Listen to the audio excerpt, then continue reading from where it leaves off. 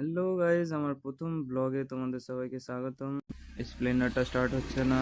প্রথমে আমরা spark প্লাগে current check করে নেবো। ওকে, এরপর আমরা চেক করব ফিউল ঠিকঠাক ডেলিভারি হচ্ছে কিনা, কিন্তু এটা দেখে আমি স্যাটিসফাইড নই।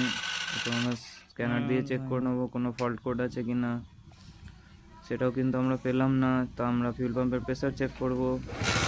ফিউল পাম্পের প্রেসার কিন্তু কমই দেখতে পাচ্ছি আমি এখানে, যেটা 40 হওয়ার কথা সেটা কিন্তু অনেকটাই কম। আমরা ভোল্টেজ চেক করে নেবো পাম্পের সব ঠিকঠাক কিনা। E20 স্প্লেন্ডার 10.53 মোটামুটি ঠিকঠাকই আছে, ব্যাটারিটা একটু ডাউন। নতুন পাম্প ইনস্টল করব আমরা। পাম্প ইনস্টল করে কিন্তু আমাদের প্রেসার চলে এসছে, কিন্তু গাড়ির সমস্যা ঠিক হয়নি, যার কারণে আমরা ইঞ্জেক্টর চেঞ্জ করলাম। ইঞ্জেক্টর চেঞ্জ করার পর গাড়ি কিন্তু আমার নর্মাল হয়ে গেছে। ফুয়েল পাম্প কিন্তু আমি পুরোনোটাই লাগিয়ে দিয়েছি, যেরকম প্রেসার ছিল এই অবস্থাতেই। গাড়ি কিন্তু তাতেও চলছে খুব সুন্দর, কোনো প্রবলেম নেই। 100টা বাইক স্টার্টেড চ্যালেঞ্জ এখানেই প্রথম গাড়িটা সম্পূর্ণ হলো।